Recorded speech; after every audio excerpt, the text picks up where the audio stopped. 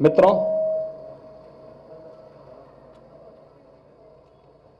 Corona महामारी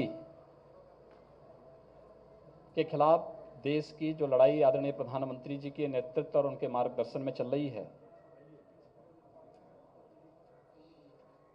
देश की सबसे बड़ी आबादी का राज्य उत्तर प्रदेश में आदरणीय प्रधानमंत्री जी के मार्गदर्शन में इस पर प्रभावी नियंत्रण करने की दिशा में प्रयास किए जा रहे हैं।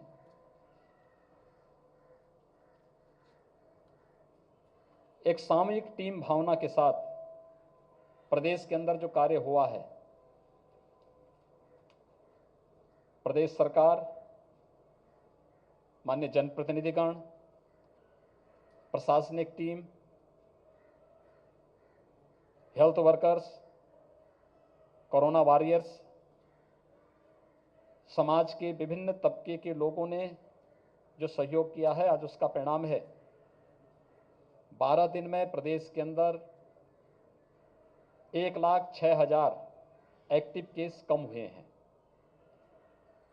30 अप्रैल को प्रदेश में 3,10,000 एक्टिव केस थे।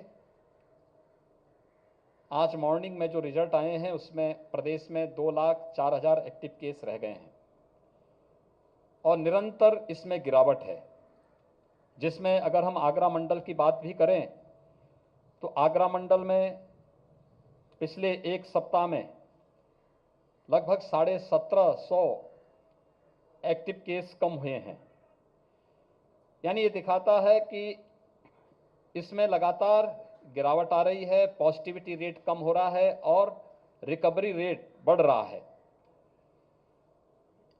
इसमें हम लोगों ने फोकस किया है, खासतौर पर जो आदरणीय प्रधानमंत्री जी ने फर्स्ट वेव के समय एक बात कही थी कि ट्रेस, टेस्ट एंड ट्रीट,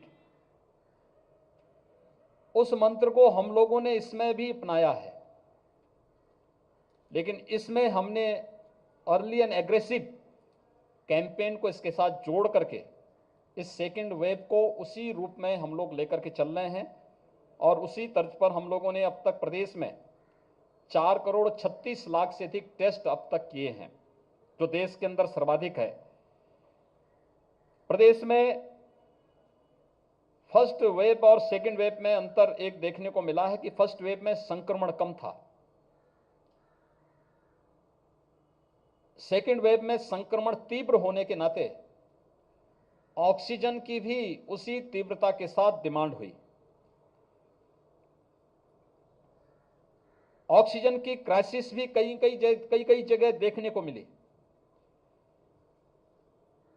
पहले वेव में हमारे पास कुल ऑक्सीजन की खपत 300 मीट्रिक टन के आसपास होती थी और इसमें भी मेडिकल कॉलेजेस के द्वारा, हॉस्पिटल्स के द्वारा अपने स्तर पर अपने एग्रीमेंट के माध्यम से प्रोक्यूर होता था। राज्य सरकार या केंद्र सरकार को इसमें कोई हस्तक्षेप करने की आवश्यकता नहीं होती थी। सेकेंड वेव में अचानक ऑक्सीजन की मांग हुई और इस अचानक ऑक्सीजन में हम आभारी हैं भारत सरकार के, जिन्होंने ऑक्सीजन एक्सप्रेस चला करके एयरफोर्स के स्पेशल विमान के माध्यम से ऑक्सीजन की आपूर्ति को सुनिश्चित किया। आज के दिन पर उत्तर प्रदेश में 1,030 मीट्रिक टन प्रतिदिन की आपूर्ति हम लोग वर्तमान में कर रहे हैं, जिसमें ऑक्सीजन एक्सप्रेस के माध्यम से, एयरफोर्स के विमानों के माध्यम से भी इसको पूरा करने का प्रयास प्रदेश के अंदर किया जा रहा है। ऑक्सीजन की आपूर्ति के साथ साथ हम लोगों ने प्रदेश में 377 ऑक्सीजन प्लांट लगाने प्रारंभ भी किए हैं, जिससे फ्यूचर में किसी भी चुनौती का मुकाबला किया जा सके। इसमें प्रधानमंत्री केयर फंड से 161 ऑक्सीजन प्लांट उत्तर प्रदेश के अलग अलग सभी जनपदों में स्थापित होने जा रहे हैं। प्रदेश सरकार के संसाधनों से शेष ऑक्सीजन प्लांट हम लोग प्रदेश के अंदर लगाने जा रहे हैं। एक व्यापक पैमाने पर इस कार्यक्रम को किया जा रहा है। इसके साथ ही एक नया 20,000 ऑक्सीजन कंसंट्रेटर हम लोगों ने प्रदेश के अंदर और भारत सरकार के सहयोग से हर जनपद को वितरित किए हैं और व्यापक पैमाने पर इसके माध्यम से भी लोगों को इस सुविधा हम उपलब्ध करा रहे हैं। प्रदेश के अंदर बेड्स की क्षमता बढ़ाई जा रही है। पहले चरण में, फर्स्ट वेव में हमें केवल लेवल 1 के ही बेड्स की आवश्यकता थी। हमारे पास उस समय 1,16,000 लेवल 1 के बेड्स थे और कुल 23,000 के आसपास हमारे पास लेवल 2, लेवल 3 के बेड्स थे। सेकेंड वेव में हमें लेवल 1 के बेड्स की आवश्यकता उतनी नहीं पड़ी। सेकेंड वेव में हम लोगों ने व्यापक पैमाने पर लेवल 2, लेवल 3 के बेड्स बढ़ाए और आज ये संख्या बढ़कर के हमारे पास 80,000 लेवल 2, लेवल 3 के बेड्स हम लोगों ने प्रदेश के अंदर स्थापित किए हैं। वैक्सीनेशन की कार्रवाई युद्ध स्तर पर हुई है और इसमें प्रदेश में 1,43,45 साल से ऊपर के लोगों को वैक्सीन दिया जा चुका है। 2,65,700 से अधिक वैक्सीन हम लोग 18 वर्ष से ऊपर के लोगों को अब तक प्रदेश में वैक्सीन दे चुके हैं और ये वैक्सीनेशन के कार्यक्रम को भी युद्ध स्तर पर आगे बढ़ाने का कार्य प्रदेश के अंदर युद्ध स्तर पर चल रहा है। प्रदेश के अंदर वैक्सीन की आपूर्ति अनवरत बनाए जा सके, इसके लिए 45 प्लस के लिए भारत सरकार मुफ्त में वैक्सीन उपलब्ध करा रही है, लेकिन 18 से 44 को हर व्यक्ति को बिना भेदभाव के मुफ्त में वैक्सीन उपलब्ध कराया जा सके, इसके लिए प्रदेश सरकार ने वैक्सीन की प्रक्रिया, इस समय वैक्सीनेशन की कार्रवाई 18 जनपदों में प्रारंभ की है। इस मंडल के 3 ऐसे जनपद हैं, आगरा, फिरोजाबाद और मथुरा, जहां पे वैक्सीनेशन युद्ध स्तर पर चल रहा है। लेकिन साथ साथ हम लोगों ने ग्लोबल टेंडर भी इसके लिए जारी किया है, जिससे अधिक से अधिक वैक्सीन ला करके अधिक से अधिक लोगों को हम वैक्सीन उपलब्ध करा सकें और लोगों को ये वैक्सीन की प्रक्रिया के साथ हम जोड़ सकें।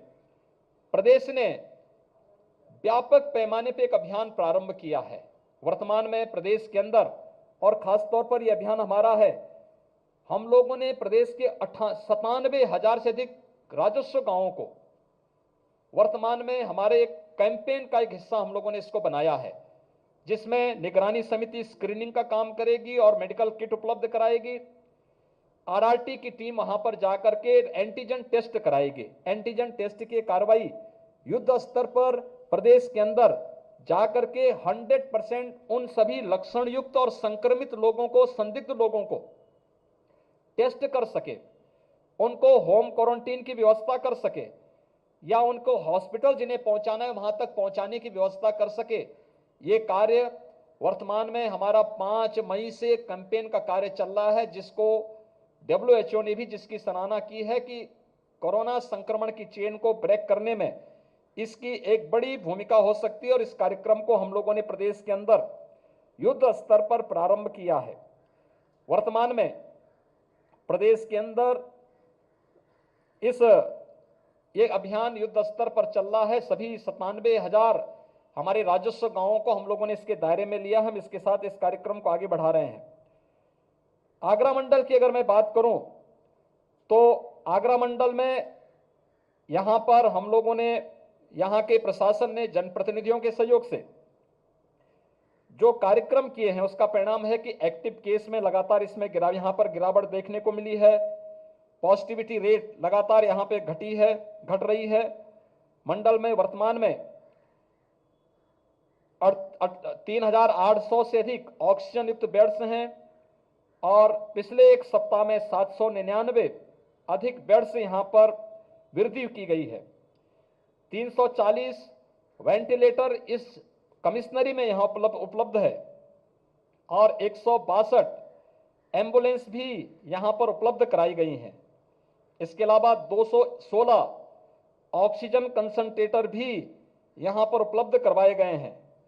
मंडल में ऑक्सीजन की आपूर्ति, यहां पर ऑक्सीजन प्लांट जो पहले से बंद थे उनको यहां पे क्रियाशील तो किया ही गया है, लेकिन साथ साथ यहां पे ऑक्सीजन एक्सप्रेस के माध्यम से भी और एयरफोर्स के विमानों के माध्यम से भी हम इसमें सहयोग लेकर के ऑक्सीजन की आपूर्ति को अनवरत बनाए रखने के लिए पूरी तैयारी यहां पर की जा रही है। मंडल में 3,300 से अधिक निगरानी समितियां वर्तमान में काम कर रही हैं। 270 आरआरटी वर्तमान में यहां पर कार्य कर रही हैं और वैक्सीनेशन का आगरा मंडल में 18, यानी अगर हम देखें तो वैक्सीनेशन 45+ में 5,71,000 से अधिक लोगों को यहाँ पे वैक्सीन दिया गया है और 18 साल से ऊपर के लोगों में आगरा में 10,000 से ऊपर, मथुरा में लगभग 6,000 और फिरोजाबाद में लगभग 5700, 5,700 से अधिक लोगों को ये वैक्सीन के यहाँ पर कोविड कवच के रूप में एक सुरक्षा प्रदान करने के लिए ये कार्य यहाँ पर किए जा रहे हैं। नए ऑक्सीजन प्लांट स्थापित करने के लिए और इस आगरा मंडल में 20 नए ऑक्सीजन प्लांट लगाने की कार्रवाई यहाँ पर की जा रही है, जिसमें से 2 प्लांट पहले से ही यहाँ पर क्रियाशील किए जा चुके हैं। कोरोना की ये लड़ाई एक टीम वर्क है, सभी लोगों को मिलकर के इसमें कार्य करना होगा और कहीं भी इस लड़ाई में नकारात्मकता के लिए जगह न हो। हर एक व्यक्ति की, चाहे वह कोरोना पॉजिटिव हो, चाहे वह लक्षण युक्त व्यक्ति हो, उनके साहस को भी बनाने की आवश्यकता है। लेकिन साथ साथ हेल्थ वर्कर जो अपनी जान के साथ जोखिम में डाल करके दूसरों की जान को बचा रहे हैं, कोरोना वॉरियर्स जो लगातार युद्ध स्तर पर कार्य कर रहे हैं, इन सभी के मनोबल को भी बनाए रखने की आवश्यकता है। इसलिए अच्छी सोच के साथ, टीम वर्क के साथ सभी लोगों को इसमें कार्य करना होगा।